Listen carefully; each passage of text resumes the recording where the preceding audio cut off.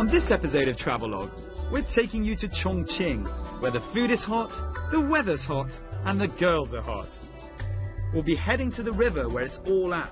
You can find Sichuan shows and a place to purchase those exclusive souvenirs. From there, we'll show you the unforgettable Dazu caves, as well as plenty of other things. So sit back, relax, and enjoy the show.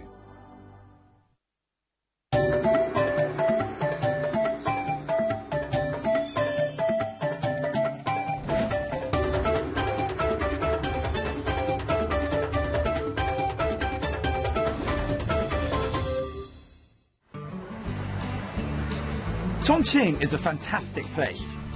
Granted, I've only spent a day here, but what a day. There was so much to do, and I'm not just talking about the sights. It was the everyday people and everyday places which seemed so unique. On my first day in Chongqing, I was very busy exploring the sights in the city centre. The shops of the modern metropolis, the markets, the Stilwell Museum, and Hongyandong in particular. Now, I've got a bit more time today, so I'm going to head a bit further out and see what the rest of Chongqing has to offer.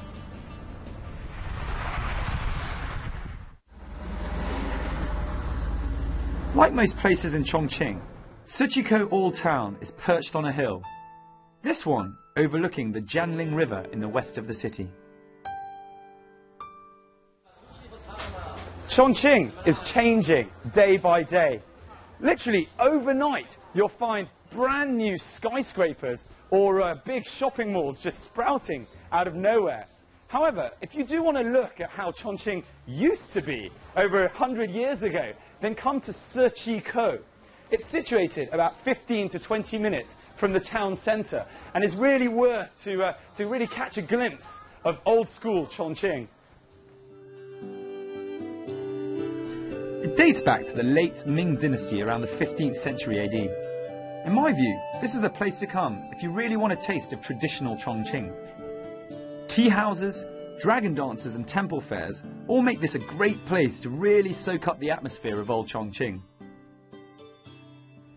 So I've just had a brief explanation of what Ciqikou stands for. And apparently, well no, literally Ciqi means porcelain, and Kou in this context means port, and it was given this name because back in the... Where are you from? I'm from India. From India? What are you doing all the way down in Chongqing? Wow!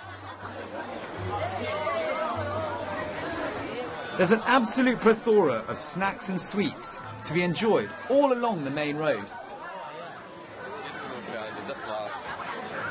The beauty of the area is that once you veer off the populated high street, you'll be hit by a lived-in Ciqikou.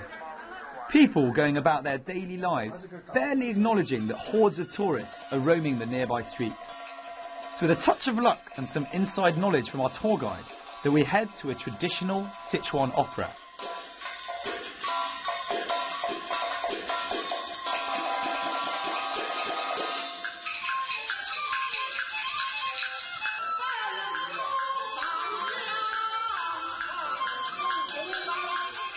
This is an experience to say the least. At first, it feels like some local open call auditions for something bigger, as several different people take to the stage and entertain the crowd. The fact is that this is very much a local production for the locals.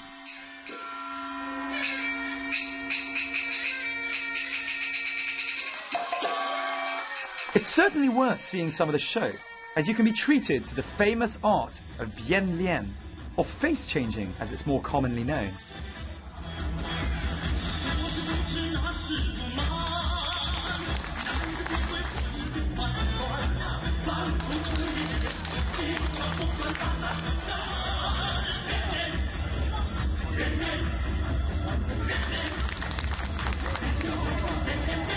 Face changing was first used in a story about a hero who stole from the rich to help the poor. When he was caught, he changed his face to confuse his captors and escaped as a result. I have no idea how this face changing works, and I'm informed that it's actually a secretive art form that requires extensive training. Very impressive.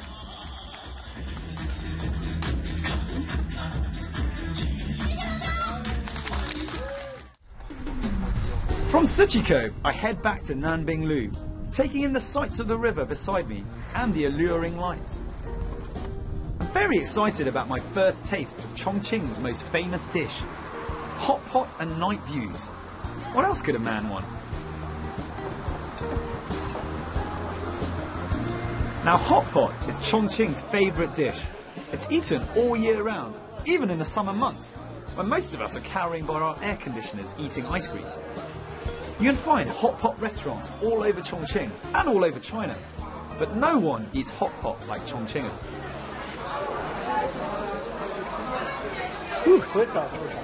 Now, when you come to Chongqing, you'll find that pretty much everybody eats hot pot. And hot pot's what we've got in front of us. It's the kind of thing where you get together with some friends, or head to a restaurant, pick out some fresh dishes like we've got here, and then just tuck in. Just throw some things right in to this chili sauce they have here, chili oil. Now, I've had a little explanation of what hot pot is, and essentially speaking, it does differ in each of the different regions. But here we have hot chili oil, put in the vegetables. If it's too hot for you, you can have it into what they call the milder broth. And then you stick it in the sauce. Now, the sauces differ in every region. But here in Chongqing, they like to put sesame oil with garlic and MSG. And that helps to cool the actual, to make it cooler. And also to make it less hot, chili hot. Which is a good thing, I think. Hey, how often do you eat hot pot?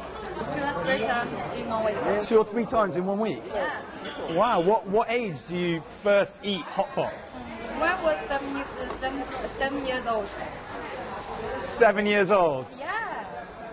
你有几岁？你先吃这个辣的火锅，你有几岁？5岁，我5岁开始吃。5岁？不可能，是吗？我女儿3岁就开始吃了。Okay, so the first time he ate the hot bit of the hot pot, the chili bit, he was 5 years old, and he just told me that his daughter started at 3. She just had her first hot pot at 3 years old. Unbelievable. I can't even eat it at my age. Unbelievable. Oh, 这么厉害. Don't worry though if spice isn't your thing. Just tell the waiter you're pa la, and they'll bring the lighter broth, as it literally means scared of spice. Eating hot pot is almost exclusively a group affair. In all my time in Chongqing, I never once saw people eating hot pot on their own. You can go to certain restaurants that serve individual hot pots, but you'll still find people eating in groups. The thing I loved about the hot pot is that it's inherently a lot of fun to eat. It's full of life and action as you fish around for different types of food. All the ingredients are fresh and organic. Hot pot does differ from place to place. Some areas prefer using fish over meat, and others use different types of sauce to cool the food down. In my view, it's a wonderful type of meal to have, and I had an absolute blast celebrating my birthday, Chongqing style, with hot pot and cake. Thanks guys. I was very touched by the thoughtfulness of the people there, and it really was a genuine surprise when the cake came up.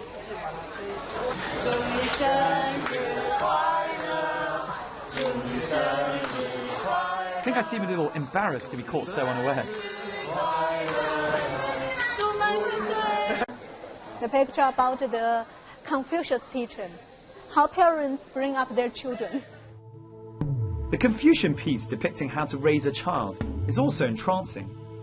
You see its life from birth to death, and the importance of looking after your parents once you grow up. There are life lessons all around in Dazu. The intricacy with which the statues are carved is quite phenomenal. The sheer variety and volume of statues here dazzles. There are heroes of Buddhism, historical scenes and figures, as well as depictions of daily life in the countryside. Baodingshan, in stark contrast to Beishan, as you'll see later, is the brainchild of just one monk, Zhao Jifeng, who raised the money, designed and oversaw the carving between 1179 and 1245. Don't forget to take a look at the 18 layers of hell. It certainly gave me a timely reminder of how I should behave if I don't want to end up like the people there. Take a look, you could see the 3 sculptures. There are 3 tallest sculptures around here. Right. They're very tall. Pretty cool, yeah. Yeah, 8 meters. Wow. 8 meters from the head to the feet. What are they? Yeah, the middle, Buddha Sakyamuni. This one, he named Bodhisattva of wisdom, symbolizing wisdom, very palatable. Because they hold a small pagoda. If you like, make a guess how high it is. How high? Yeah. A meter? 1 meter? Almost 2 meters. Wow. 1 meter 85. Okay. And how many kilograms? It's probably Weight? It's probably about the same weight as me. You've been working out, right? More than 400 kilograms. Right. Okay. So really not like me. Yeah. Wow, Ciqikou. Although 800 years have passed since these grottos were made, many of the statues have held up remarkably well. None more so than the 3 Buddhas, where the pagoda is said to weigh over half a ton. No surprise that many students come here to paint such impressive sights as the 31 meter long, 5 meter high, reclining Buddha depicted entering Nirvana. The statue is flanked by some realistic portraits of important donors. If I had any artistic skill whatsoever, which I don't, I'd love to spend the day in the sun, like today, painting this incredible structure.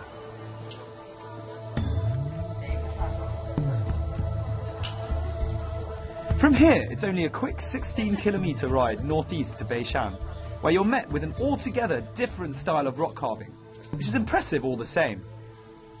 Whereas Baodingshan was the work of one man, the structures here were constructed over hundreds of years throughout many different dynasties.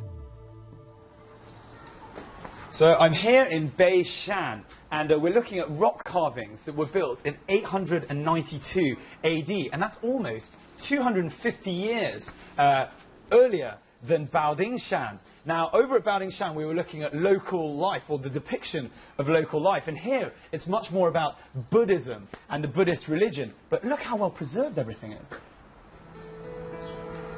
Of the 2 sites, this one is smaller and so requires less time to visit.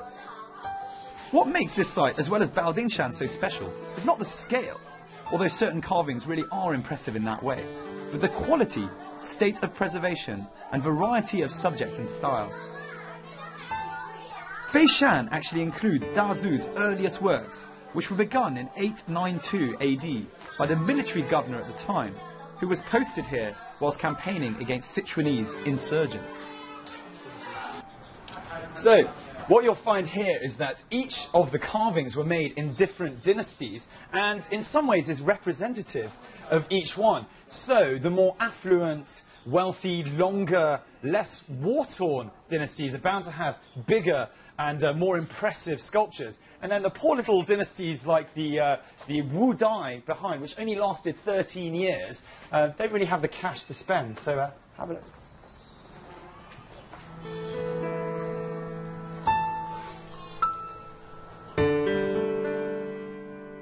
You'll find that the carvings here differ greatly from dynasty to dynasty, although all hold some sort of religious symbolism. It's amazing to think how well a lot of these carvings have survived the test of time. I'm generally blown away by this part. Definitely bring a guidebook though that can highlight the meaning of each carving, as it will make the experience far more wholesome. Either that, or just hire another tour guide like we did. It's definitely money well spent.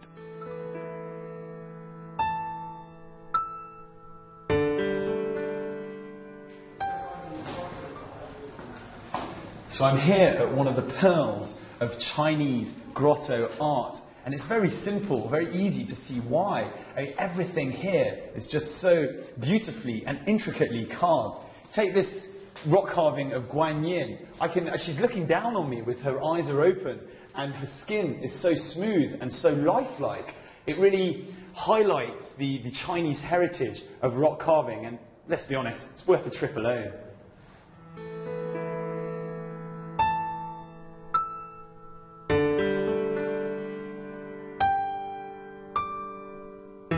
It's really too tough to call which one out of the 2 rock carving places I prefer. If you want a well-preserved experience, head to Baodingshan.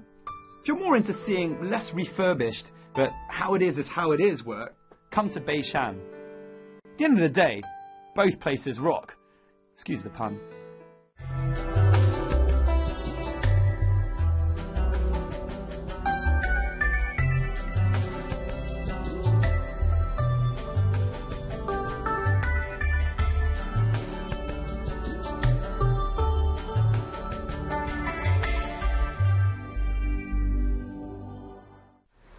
Now, Chongqing is also very famous for its hot springs. There are literally hundreds and hundreds of them scattered around the municipality. Now, I've been dropped off about a half an hour west of Chongqing city centre at the Bay Tea Hot Spring Resort. And I'm told that right here is the perfect place to get some R&R. So let's go and see what it's like. Personally, I don't think any holiday is ever complete without some well-deserved rest and relaxation. Chongqing is famous for having dozens of hot springs scattered around the municipality. Out of the 40 counties that make up Chongqing, 38 have at least one hot spring inside. There are many resorts like this one throughout the area, and I can't recommend coming here enough. With all sorts of different types of springs, as well as more standard poolside attractions, you'll find it hard not to relax here. Now, all of the hot spring resorts differ in their own ways. Here we have lots of little hot springs with different functionalities for each one. This one is a tea hot spring, and what that one does is help you lose weight, I've been told. The next one is a red wine hot spring, and that one's to help stimulate the red blood cells. And the one on the left is for vinegar to help your skin. There are lots of other ones, ginseng, flowers, but it's the weekend. I'm going to have some red wine.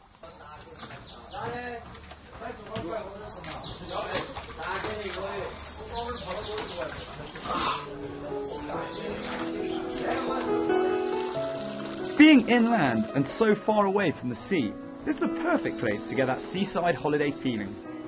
I particularly enjoyed the suckerfish hot spring, as I've never been to anything like it. All in all, it doesn't matter what the temperature is on the outside, as you'll soon be heating up in one of the numerous pools here. Pure, unabated pleasure. It's no wonder that even during the middle of the week, you can still find so many people relaxing and having a good laugh here. Again, I go back to thinking how easily I could fit into this Chongqing lifestyle.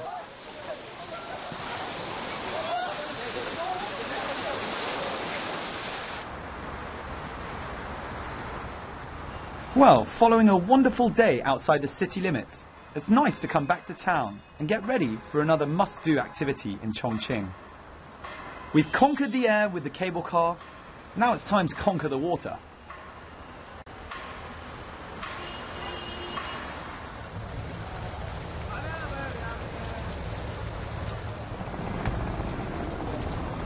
Right, so that's where I'm about to go, and if there are a couple of things that you really should do when you come to Chongqing, the first thing is to try out their wonderful hot pot, and the second thing is a nighttime riverside cruise where you'll get to see the whole of the city and also enjoy a few beers and a hell of a lot of food, so I'm going to go and check that out.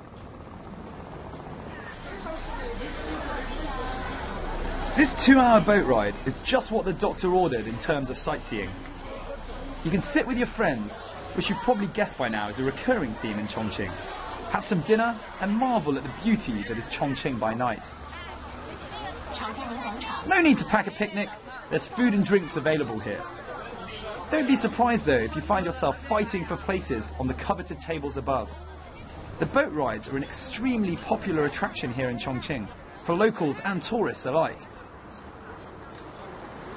I've been on here for about half an hour, and I thoroughly recommend that you take the nighttime boat trip around Chongqing. I could be in Hong Kong right now, what with the bright lights behind me, but it's just, it's worth the whole trip alone. Oh, check it out, check it out.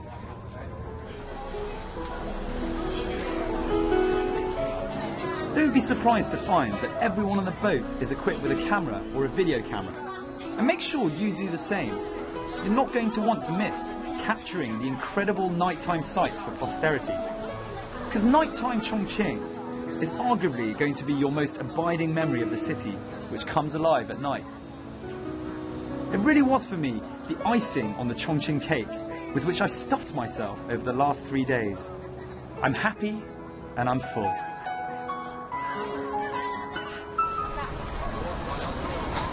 Well, hopefully the camera is doing justice to just how peaceful and relaxing the atmosphere is here today. I mean, I'm on top of the world, strolling along the river, taking in the beauty that is Chongqing at night. I mean, have a look at that behind me. Unfortunately, that's all the time we've got left for today, but I really hope you've enjoyed discovering this fascinating city. I'm Mark Edwards, and I'll catch you very soon on another episode of Travelogue.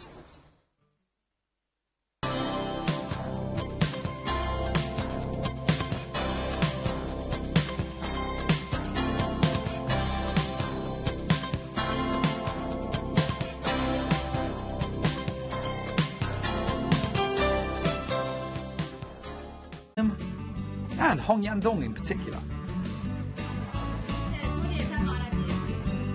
Now I've got a bit more time today, so I'm going to head a bit further out and see what the rest of Chongqing has to offer.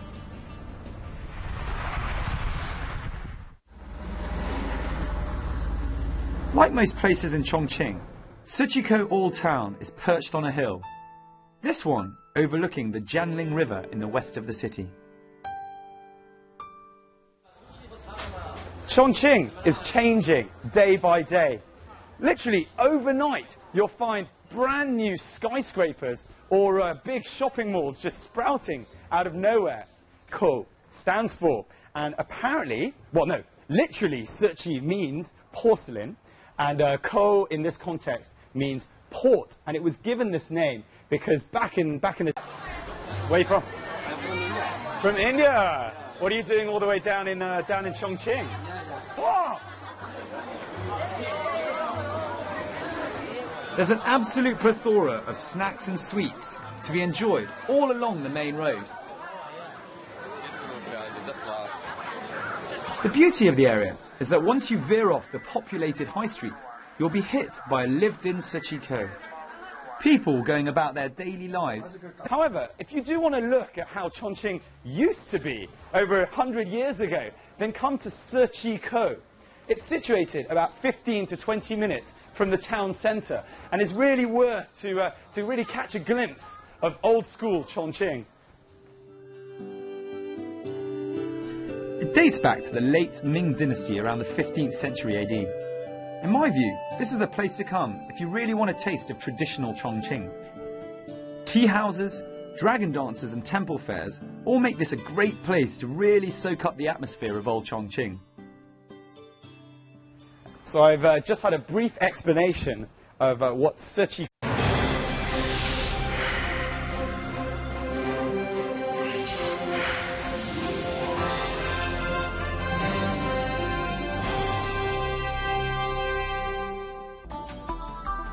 On this episode of Travelogue, we're taking you to Chongqing, where the food is hot, the weather's hot, and the girls are hot. We'll be heading to the river where it's all at. You can find Sichuan shows and a place to purchase those exclusive souvenirs. From there, we'll show you the unforgettable Dazu caves, as well as plenty of other things. So sit back, relax, and enjoy the show.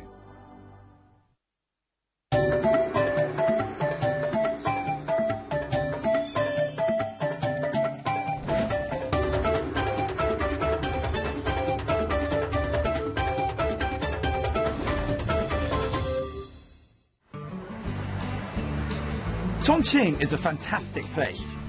Granted, I've only spent a day here, but what a day. There was so much to do, and I'm not just talking about the sights. It was the everyday people and everyday places which seemed so unique. On my first day in Chongqing, I was very busy exploring the sights in the city centre. The shops of the modern metropolis, the markets, the Stillwell Museum,